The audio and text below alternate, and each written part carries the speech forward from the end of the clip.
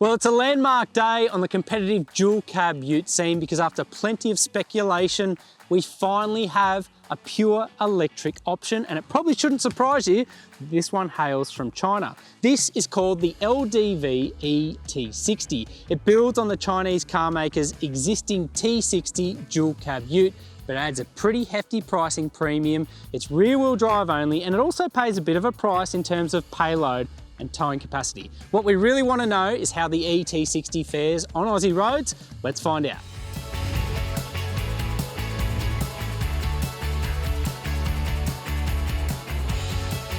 Ford already has the F-150 Lightning in the US, and Rivian is making a statement abroad with the pioneering R1T.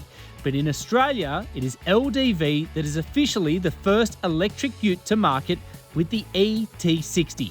And we can tell you it isn't cheap. Priced at $92,990 drive away, more than double the price of the most affordable garden variety diesel T60.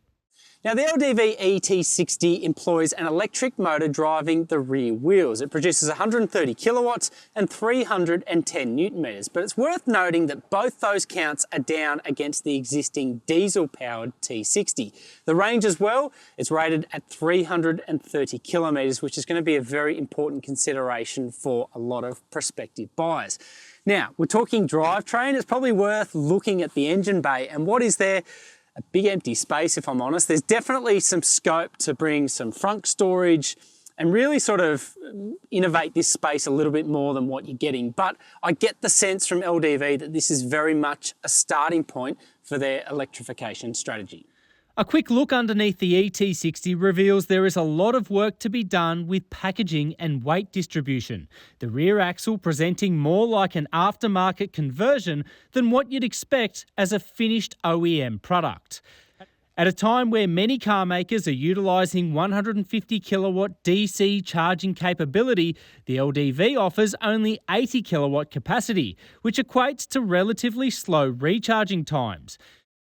Inside the cabin, the LDV eT60 presents a lot like the combustion engine T60.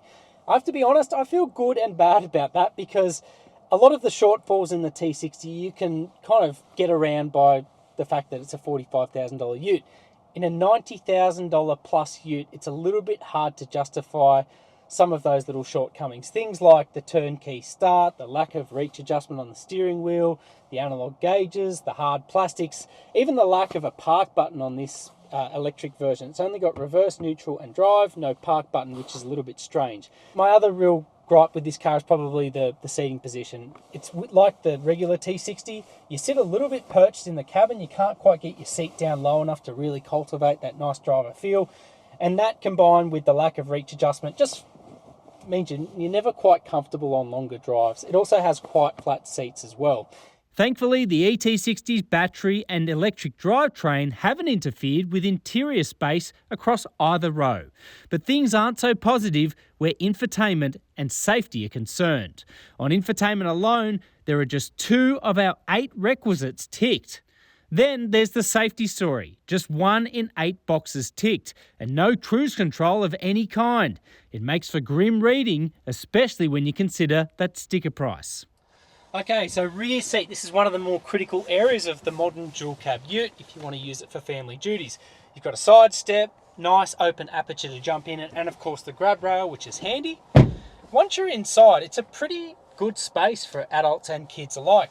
Toe room, knee room, head room are all really good. And shoulder room, it's suitable for a couple of adults on longer journeys. And it has most passenger amenities sorted. So center armrest with 2 cup holders there, cup holders in the door, padded armrest in the door as well. Some scratchier plastics, which isn't really uncommon for a dual cab ute. These are built to a price, but again, for a $90,000 sticker price, you might expect a little bit more. Most of the key ingredients are here: AC 220 volt household outlet and a 12 volt outlet in the back, but no rear air vents. That's about the only gripe from the rear seat. Now, this could be the critical juncture for a lot of prospective eT60 buyers. How it performs as a workhorse. Towing capacity is down massively, down to 1 tonne overall, but payload stays at 1 tonne as well, which isn't too bad. So I think safe to say, so long as you're not towing all the time, it could be a pretty nice trade-off. The tray itself, it's pretty similar in proportion to a lot of the utes doing the rounds. Haven't pulled out the tape measure today, so we'll reserve that for another test, but it has the spray-on bed liner, 4 tie-down points, no lights, and no power outlet at the rear as well. The other thing missing, we just drove the updated T60 Max, the regular internal combustion model. That gets a nice new damped tailgate. It's not the case with the $90,000 electric version.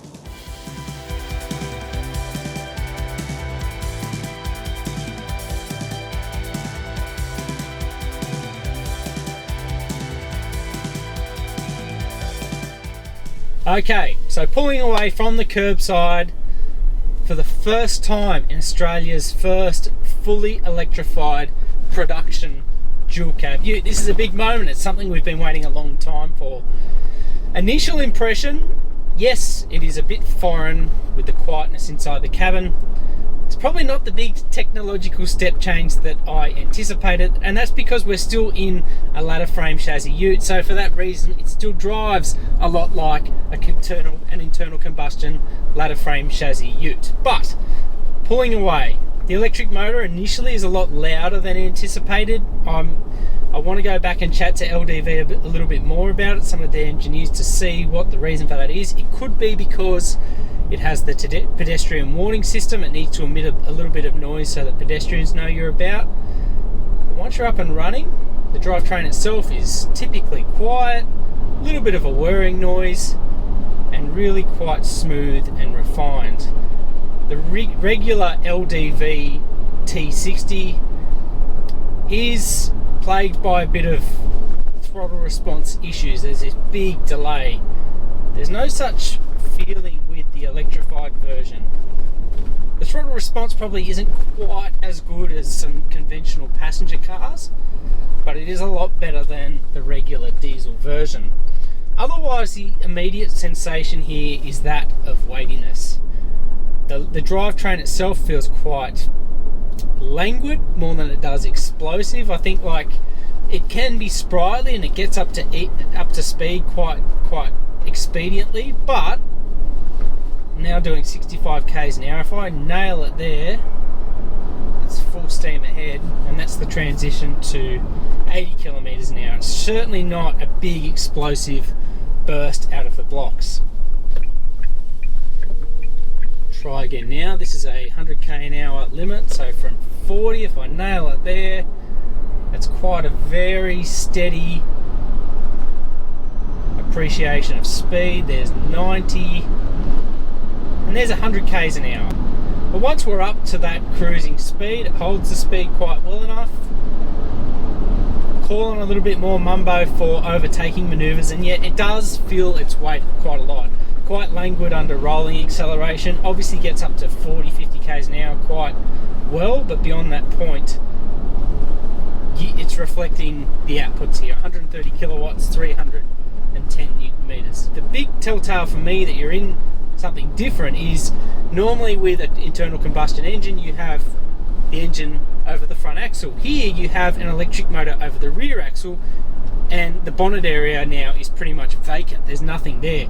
That changes the characteristics with the car, the way that it encounters bumps. Finding now over choppier bumps, you're getting the traditional compression over it, but it's even more pronounced at the bottom of the compression, and then the way it rebounds particularly feels like it's almost taking your breath away. The car is sort of reacting quite a lot from the rear, whereas the front seems to be a little bit more settled.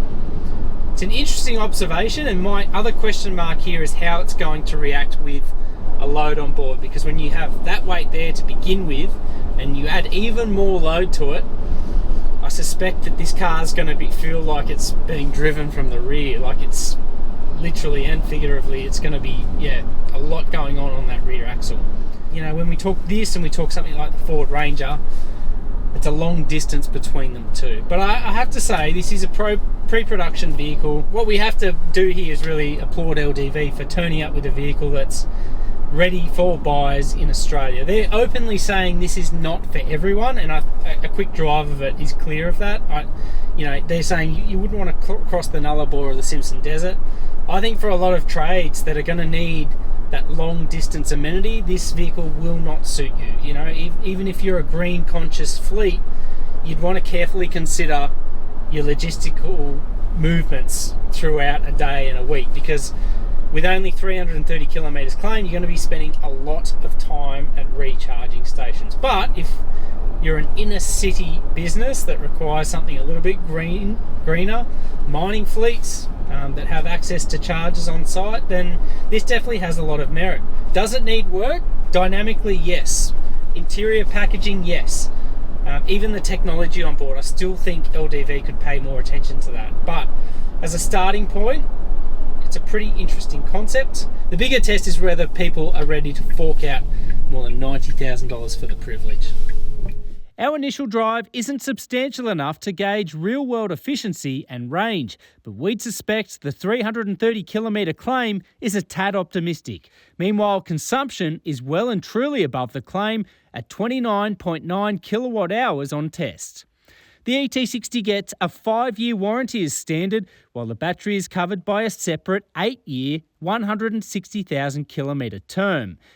Summing up, we'd say Australia's first electrified dual-cab production ute needs to return to the drawing board. With lacklustre dynamics and workhorse credentials, subpar technology and safety, and a mediocre range and charging.